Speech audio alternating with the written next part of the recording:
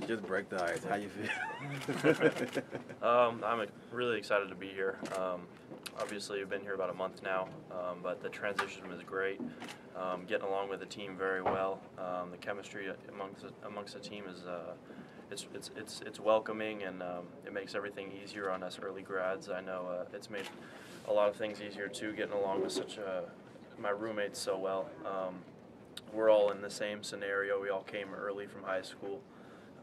Same place. We're in, for the most part, similar classes, doing the same weightlifting. So the transition has been a lot easier than I thought, and so far I've had a really great time. What's the biggest difference coming from California to Alabama?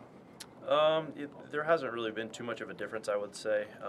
We're so busy down here, you don't really have time to think about the change and the transition of everything. So that's another thing that's helped out so much. But yeah, for the most part, the change wasn't bad. I mean, the weather's a little different, but that's nothing that I can't bear. It's a little cooler here, but it's not anything that's dramatically different. What's this day like for the guys who are already enrolled? You don't have to worry about signing or anything like that? It's a relief, and it's also exciting because we get to kind of sit back and watch the other recruits from around the nation kind of decide where things play out. And for the most part, we've become friends with a lot of these players through the camps and the games that we've got to play in. So to see how everything kind of unfolds, and to see how some guys get to come here and where their future is based on, and that we'll be playing in the future, is really exciting. What's your mindset with, obviously there's a job opening, and you got all spring to compete. What's your mindset on that situation and trying to earn some playing time? Well, right now I'm just focused on getting down with the playbook, getting stronger, and preparing myself just for the season as much as possible. The depth chart is something that I'm not completely worried about right now. I want to improve myself and my game as much as I can. Obviously, coming from high school to here, it's a big change. So I'm going to try to get in transition as best as possible, and get familiar with the coaches and the teammates. So that's what my main focus is right now. Is it a goal to start next year? My main goal is to compete for a spot, obviously, but right now, I mean, that's big picture things. A small picture, what I'm focusing on right now is to get the playbook down and take it step by step. I think that's a while away from here, so I don't want to say anything, make any statements right now that are going to be Jake has obviously been through it. Does it help that he's been through it where he had to learn the offense recently? I mean, has he helped you? Y'all interact a lot? Absolutely. I think all the quarterbacks can be in the same situation because since last year was Coach Kiffin's first year, they're all somewhat new to the offense. Obviously, they're more familiar with it than I am, so they can help me along the way. And I've been getting together with Coach Mortensen a lot to get through the playbook and get more familiar with things and prepare myself as best as possible. What's the hardest part of learning that playbook? I'd say the terminology so far. A lot of the concepts are similar that we've run at camps and in high school, but there's a lot more responsibilities, obviously, with the line and the receivers and the play calls, the defense, everything. It's a lot more complex, and the terminology is always going to be different. So when you're moving from one offense to another, it's difficult, but it's something that I look forward to taking on the challenge. Coach Saban mentioned you among the players who had helped recruit this new class. Is there anybody in the class that you feel good about your part? I mean, I can speak highly about our whole entire class. I'm extremely excited to play with these guys in the future. Obviously, big names like Damian Harris and Calvin Ridley. Those are guys that are going to make a big impact, I believe, in the next couple of years.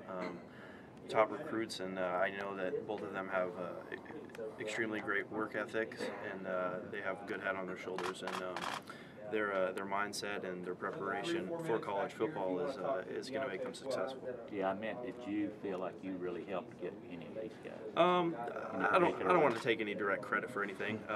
Obviously, us players and recruits have a say in things, and we can get in communication with these guys a little easier than the coaches can. So when we put effort into it and get to befriend some of these people and give them our opinion on how they can fit into this program, I think it will make a difference.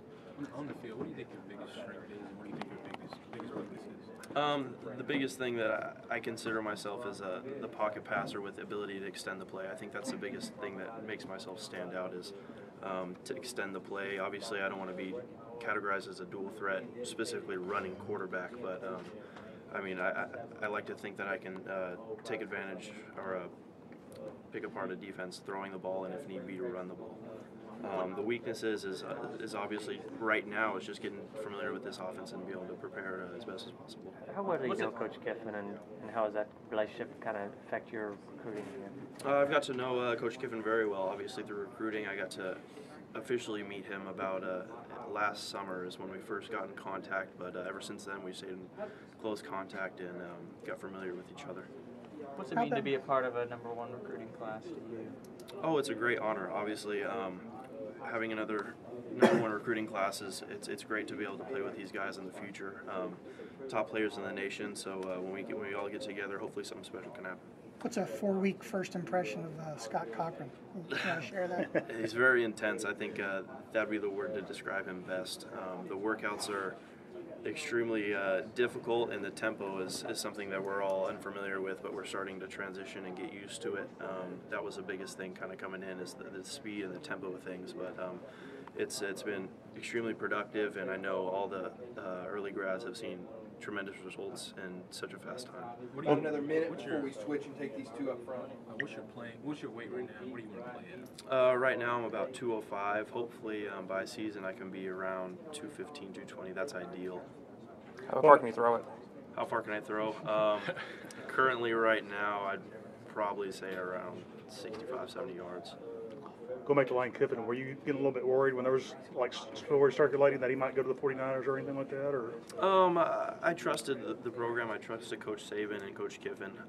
Obviously, college football things change on a dime, so you would never really be too familiar with what's going on all the time. But I know that if anything were to happen, that Alabama's obviously going to get a top-tier coach. So you can trust in the system and trust in the program that will remain to be successful. And the coaches are going to hire the coaches to help prepare us best for the future and our career here.